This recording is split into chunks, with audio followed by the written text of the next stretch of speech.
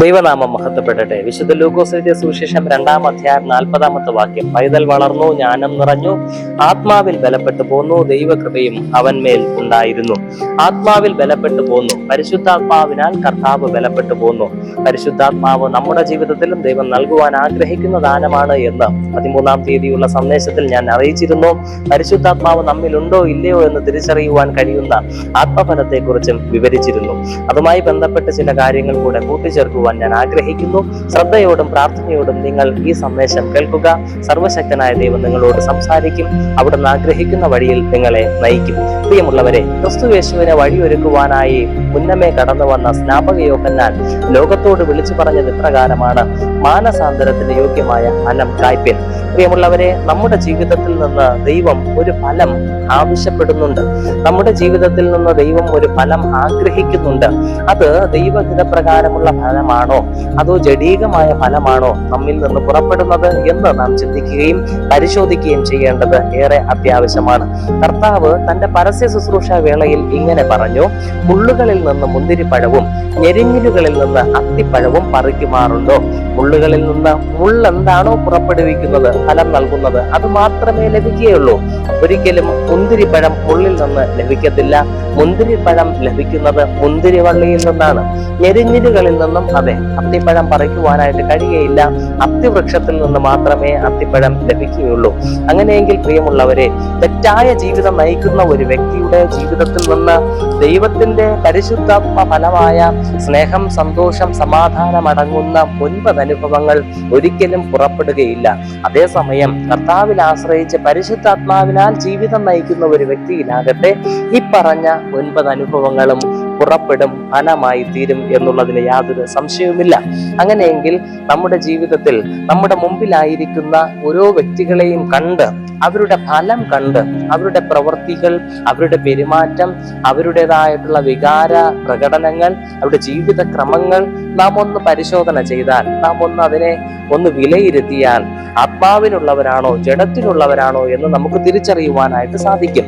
ഒരു പ്രധാന കാര്യം എന്ത് എന്ന് ചോദിച്ചാൽ, കർത്താവ് ഇങ്ങനെ പറയുന്നു: നല്ല ഫലം കായ്ക്കുന്ന വൃക്ഷത്തെ ഒക്കെയും കർത്താവ് പരിരക്ഷിക്കും, പരിപാലിക്കും. എന്നാൽ ആകാത്ത ഫലം കായ്ക്കുന്ന വൃക്ഷത്തെ, അല്ലെങ്കിൽ നല്ല ഫലം കായ്ക്കാത്ത വൃക്ഷത്തെ വെട്ടി തീയിൽ ഇട്ട് കളയും എന്ന് വചനത്തിലൂടെ കർത്താവ് ഓർമ്മിപ്പിക്കുന്നുണ്ട്. അത് വ്യക്തമായി നാം മനസ്സിലാക്കേണ്ട ഒരു കാര്യമാണ്. ജഡപ്രകാരം ജീവിച്ച് ഈ ലോകപ്രകാരം ജീവിതം മുമ്പോട്ട് നയിക്കുമ്പോൾ ദൈവം ആഗ്രഹിക്കുന്ന ആത്മഫലം നമ്മിൽ നിന്ന് പുറപ്പെടാതെ സ്നേഹത്തോടെ, സന്തോഷത്തോടെ, സമാധാനത്തോടെ, വിശ്വസ്തയോടെ, പരോപകാരം ചെയ്ത്, ദയ കാണിച്ച്, ഇന്ദ്രിയ ജയത്തോടെ, സൗമ്യതയോടെ ജീവിക്കുവാനായിട്ട് നമുക്ക് കഴിഞ്ഞില്ല എങ്കിൽ തമ്പുരാൻ നമ്മെ നിത്യമായ തീയിലേക്ക്, നരകത്തിലേക്ക്, അഗ്നിയിലേക്ക് തള്ളുന്ന ഒരു അനുഭവത്തെ മുന്നമേ സൂചിപ്പിക്കുന്നുണ്ട്. ന്യായവിധിയെ കുറിച്ച് നമ്മെ ഓർമ്മിപ്പിക്കുന്നുണ്ട്. പ്രിയമുള്ളവരെ, ഈ ഭൂമിയിൽ നാം ജീവിക്കുമ്പോൾ നല്ല ഫലം പുറപ്പെടുവിക്കുന്നവരായിട്ട് ജീവിക്കുവാൻ നമുക്ക് കഴിയണം. ആ നല്ല ഫലം പുറപ്പെടുവിക്കുവാൻ നമ്മെ സഹായിക്കുന്ന പരിശുദ്ധാത്മാവിനാൽ നിറയപ്പെടേണ്ടുന്നതിന് അനുനിമിഷം നാം ദൈവത്തോട് പ്രാർത്ഥിക്കണം. അപ്പോസ്തലന്മാരുടെ ജീവിതം നിങ്ങൾ ഒന്ന് പരിശോധിച്ചു നോക്കൂ. യേശുവിന്റെ ഉയർപ്പിന് ശേഷം സ്വർഗാരോഹണം വരെ 40 ദിവസം കർത്താവ് അവരോട് കൂടെ ഉണ്ടായിരുന്നു. എന്നാൽ യേശുവിന്റെ ഉയർപ്പിന് ശേഷം 50-ാം നാളാണ് കർത്താവിന്റെ പരിശുദ്ധാത്മാവെന്ന ദാനം അപ്പോസ്തലന്മാർ അനുഭവിക്കുന്നത്. എന്നാൽ സ്വർഗാരോഹണത്തിന് ശേഷമുള്ള ഈ 10 നാൾ യേശു കർത്താവ് കൊടുത്ത കൽപ്പന പ്രകാരം അവർ ഒരുമിച്ചൊരു മാളിക മുറിയിൽ ഇരുന്ന് ദൈവത്തോട് പ്രാർത്ഥിച്ചുകൊണ്ടേയിരുന്നു, കാത്തിരുന്ന് പ്രാർത്ഥിച്ചുകൊണ്ടേയിരുന്നു. അപ്പോഴാണ് പെന്തക്കോസ്ത് നാളിൽ അവരുടെ മേൽ പരിശുദ്ധാത്മാവ് ഇറങ്ങി വരുന്നത്. എന്തിനും നാം ഒരു വില കൊടുക്കണമെന്ന് കഴിഞ്ഞ സന്ദേശത്തിൽ ഞാൻ ഓർപ്പിച്ചിരുന്നു. ദൈവസന്നിധിയിൽ കാത്തിരുന്ന് നാം പ്രാർത്ഥിക്കുമ്പോൾ ദൈവം തന്റെ പരിശുദ്ധാത്മാവിനെ നമുക്ക് നൽകുകയും നമുക്ക് ദൈവം ആഗ്രഹിക്കുന്ന പ്രകാരമുള്ള ആത്മഫലം പുറപ്പെടുവിക്കുവാൻ സഹായിക്കുകയും ചെയ്യും. ഇനി ഒരു കാര്യം കൂടെ പറഞ്ഞ് ഞാൻ നിർത്താം. എന്തിന് നാം ഇങ്ങനെ ആത്മഫലം പുറപ്പെടുവിക്കണം?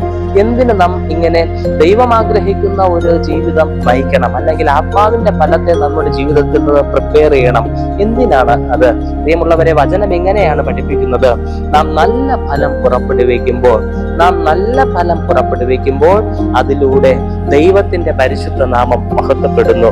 ദൈവം തന്റെ രൂപത്തിലും സാദൃശ്യത്തിലും സൃഷ്ടിച്ച മനുഷ്യൻ ദൈവത്തിന്റെ സ്വഭാവ ഗണങ്ങളെ പുറപ്പെടുവിക്കുന്നു എന്ന് പറയുന്നതിലും അധികമായിട്ടുള്ള ഒരു അനുഭവം എന്താണുള്ളത്? ചുരുക്കി പറഞ്ഞാൽ ദൈവത്തെക്കുറിച്ച് പറയുന്നത് ഇങ്ങനെ: ദൈവം സ്നേഹമാകുന്നു.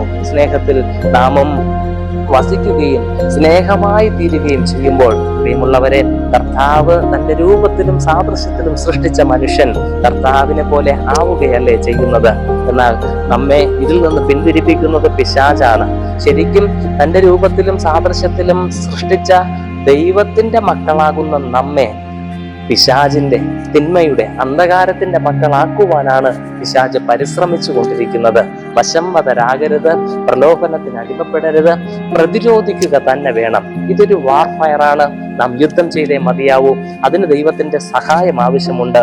ദൈവത്തെ കൂടാതെ ഒന്നും ഉചിതമായി ചെയ്യുവാൻ നമുക്ക് കഴിയുകയില്ല. ദൈവത്തോടുള്ള സഹായം ദിനംതോറും പ്രാർത്ഥനയിലൂടെ യാചിച്ചുകൊണ്ട് വചനത്തിലൂടെ ശക്തി പ്രാപിച്ച് ആത്മനിറവിൽ ജീവിക്കുവാൻ നമുക്ക് കഴിയണം.